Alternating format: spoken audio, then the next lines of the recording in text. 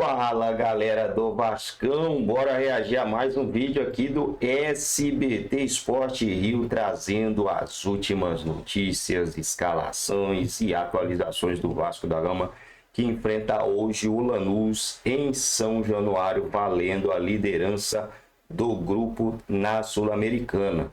Vasco tem tudo para vencer esse jogo hoje. Lanús não é lá um time forte, mas, meu amigo, Copa Sul-Americana e Libertadores, se você moscar, o ferro entra, né? Então o Vasco tem que estar muito focado, tem que entrar, tem que jogar com o que tem de melhor se o Vasco quiser brigar por esse título de Sul-Americana, né? Amassa o dedo no like, se ainda não é inscrito, se inscreva no canal. E bora pro game. Falar de Vasco, gente, hoje é Vasco e Lanús. Esse jogo é em São Januário, mas a gente vai transmitir aqui na tela do SBT. Às 9h15 começa a transmissão. Nosso querido Lucas Pedrosa não só vai aparecer nesse telão aqui, como também vai participar, o Vene Casagrande, da transmissão desse jogo, trazendo todas as informações do Vasco e também do Lanús, direto do campo de São Januário. Eu acho que não tem pessoa mais perfeita para participar dessa transmissão do que Lucas Pedrosa, que é um cara que há muitos anos trabalha com o Vasco da Gama, que é o maior apurador de Vasco hoje no Brasil, sabe tudo de Vasco, o que vocês precisarem na transmissão. Querido Thiago Leifert, pode contar com o Lucas Pedrosa que ele vai ajudar. Daqui a pouco ele chega aqui nesse telão, vamos ver o que tem de Vasco. E na volta, Lucas Pedrosa entra no telão, Vene Casagrande na conversa e a gente fala desse confronto. Rodou. Um empate que deu mais confiança aos vascaínos. Acima do resultado, a postura contra o Flamengo fez o torcedor acreditar em dias melhores. A começar por hoje, quando o Vasco enfrenta o Lanús no jogo que vale a liderança do Grupo G da Copa Sul-Americana. Dá mais moral, até por conta que o time vinha de alguns resultados anteriores ruins, né? Perdeu pro Ceará fora de casa. Poderíamos ter saído com a vitória, mas o empate já foi importante. Temos que vencer para ser o líder. Se a gente passar, aí a mente vai à lua. No duelo contra os argentinos, o Vasco volta a jogar onde se sente mais à vontade.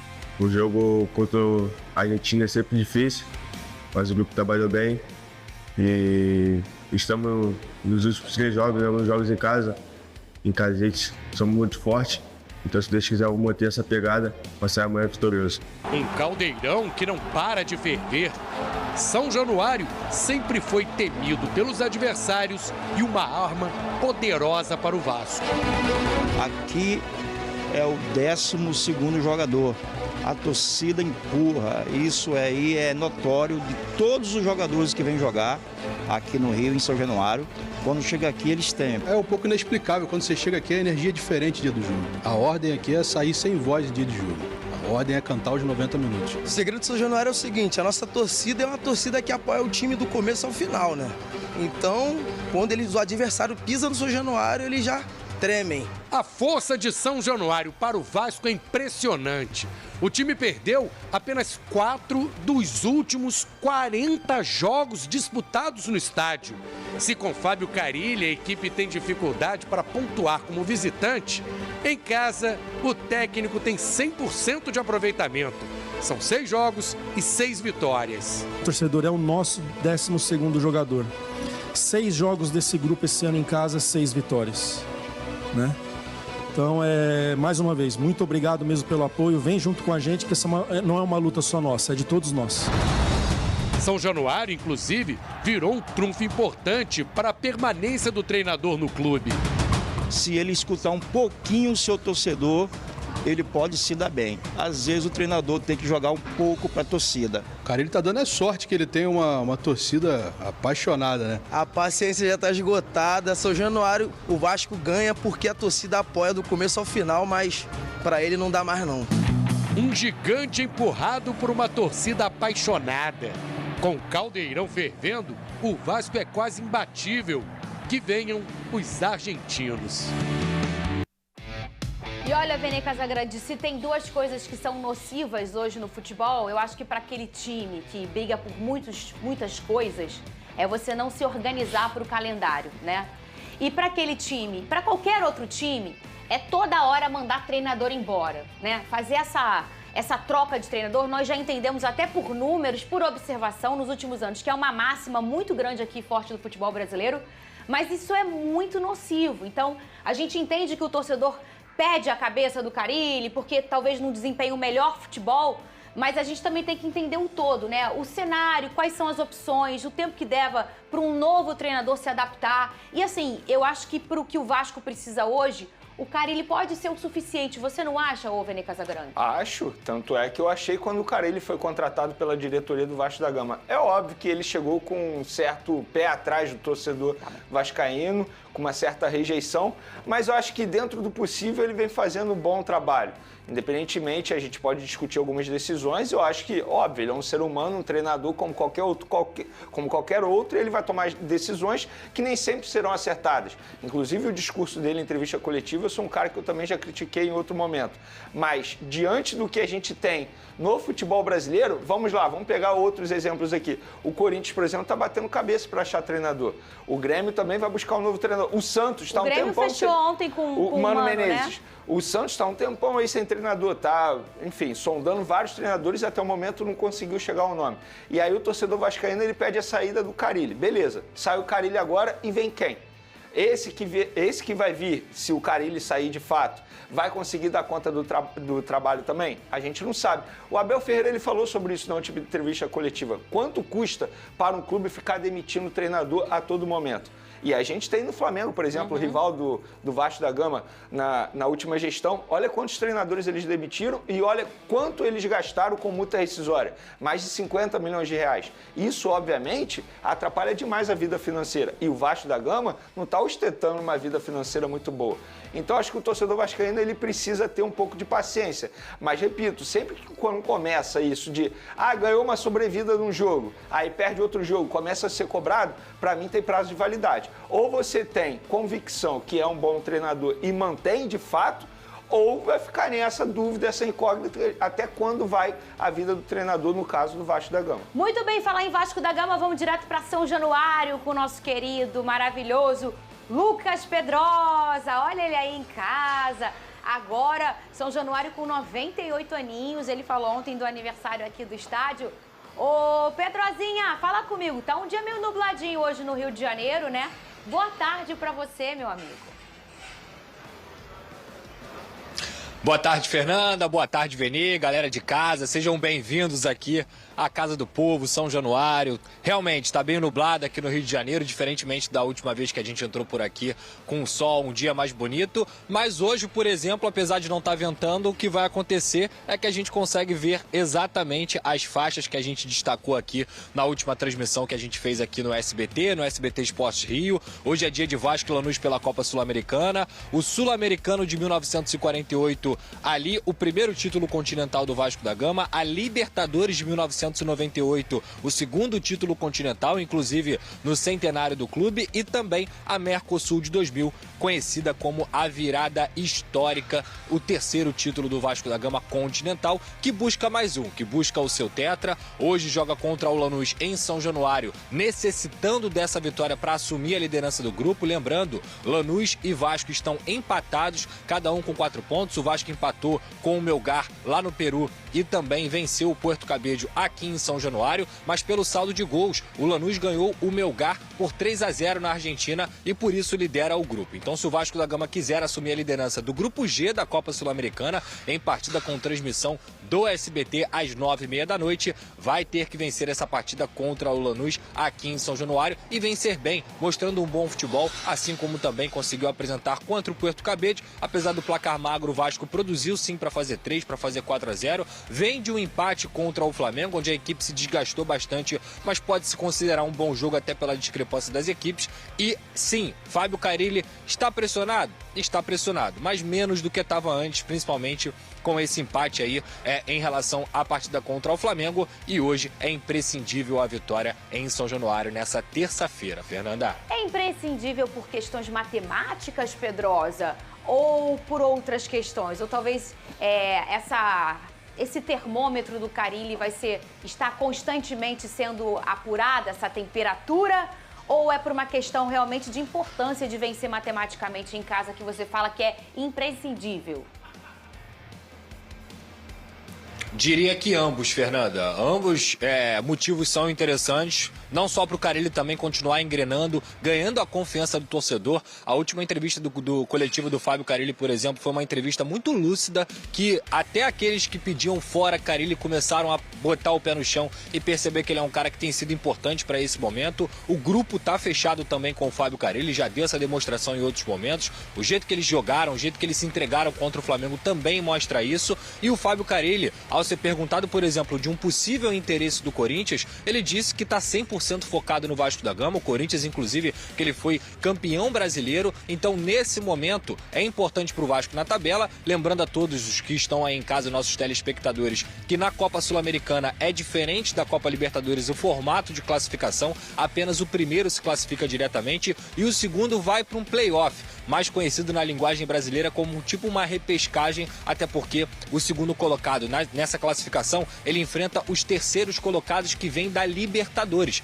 Então, sem dúvida alguma, não vai ser fácil para o segundo colocado da Sul-Americana conseguir passar de fase e ir para o mata-mata da Copa Sul-Americana. Então, o ideal é passar em primeiro lugar. Eu acho que desde o momento que saiu o sorteio desse grupo G, eu entendi o Vasco como favorito, como um time que tem um maior investimento, que tem a maior também nível de qualidade do elenco. Então, por isso, não só para o Fábio Carille ganhar ainda mais confiança da torcida, que já protestou inclusive nessas arquibancadas contra ele, mas também em relação à tabela, fazer 7 pontos e depois ir para o jogo na Argentina, quando o Vasco enfrenta o Lanús fora de casa, também mais tranquilo e podendo, quem sabe, até empatar esse jogo. Lembrando, Puerto Cabello e Melgar estão atrás de Lanús e Vasco da Gama, que estão empatados com 4 pontos nesse grupo G, Fernandinha. Já quero falar com você, Pedrosa, sobre qual o provável Vasco, o que você acha que você sabe.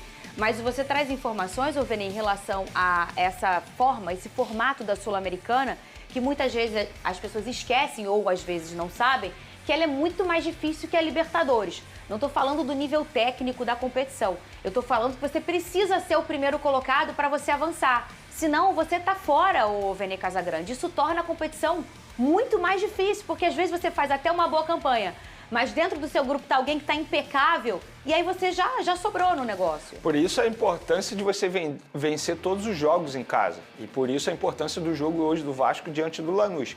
Porque para você passar em primeiro, você tem que vencer em casa. Não há como você pensar no outro resultado, senão a vitória. E, de fato, você acaba equilibrando um pouco a competição por conta disso, né?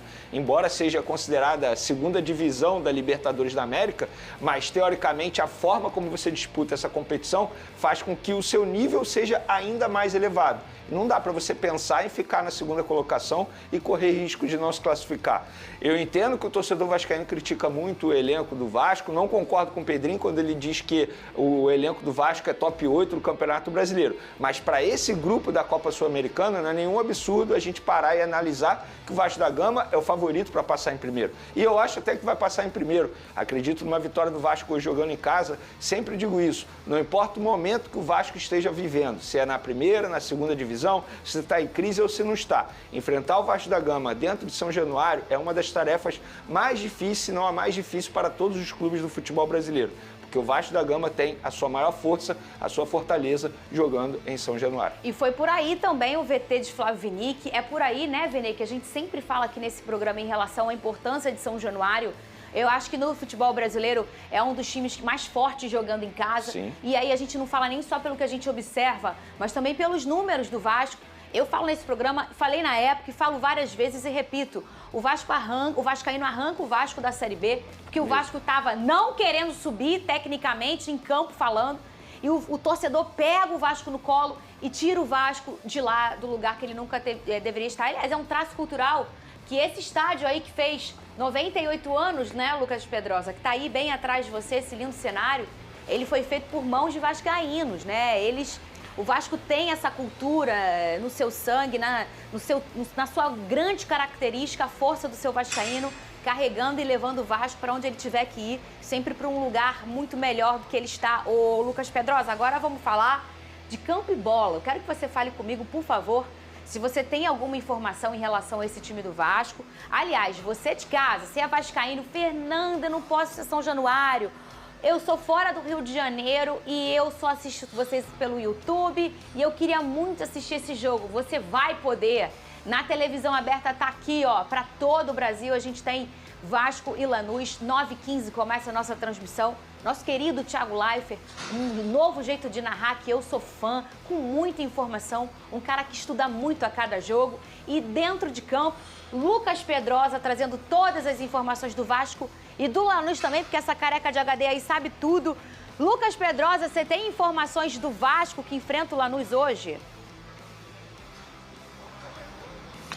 Tenho sim, Fernanda. Primeiramente, posso até falar do adversário um pouco. Vem de 4 empates no campeonato argentino. Maurício Pellegrini, que é o argentino técnico do Lanús, fez uma grande carreira na Europa quando era atleta ainda, principalmente no Valência. É um treinador que é conhecido por montar boas defesas também lá no futebol argentino, mas tem sido pressionado. Empatou a última partida dentro de casa logo no minuto final. Então vem para São Januário também com alguns torcedores numa pressão, assim como tem também aqui sobre o Fábio Carille, e o Vasco da Gama vai precisar aí, como eu disse, vencer. E para isso deve repetir a escalação que enfrentou o Flamengo no último sábado, uma escalação que na minha concepção deu certo. E ela deve vir a seguinte: Léo Jardim no gol, na lateral direita o Paulo Henrique, na zaga o João Vitor junto com o Lucas Freitas e na lateral esquerda o Lucas Piton. Na posição de primeiro volante, Hugo Moura. Na posição de segundo volante, Jair. E eles podem alternar também, algo que deu certo nessa partida contra o Flamengo. Na direita, o garoto Ryan, continuando na equipe titular. No meio, Felipe Coutinho. E na esquerda, o Nuno Moreira, o português, que chegou jogando muito bem com a camisa do Vasco da Gama. E na frente, o artilheiro Verratti, o homem que todo vascaíno tem a esperança de conseguir fazer gols. Em contrapartida, o Lanús não vai ter o Walter Bou, que é seu atacante, muito importante também, experiente, já passou por grandes equipes no futebol sul-americano. Enquanto o Vasco tem o Verratti, o Lanús não vai ter o Walter Bou, mas tem que ficar de olho no Marcelino Moreno, talvez seja o principal jogador da equipe argentina na partida de hoje, Fernanda. Eu não gosto, Vene, quando ele fala o nome de negócio do adversário. E quando ele fica aqui, Fernanda, ficar de olho no fulano de tal lá contra o Botafogo. Aí o homem vai lá, faz gol. Mas esse BO hoje, Vene, não é meu.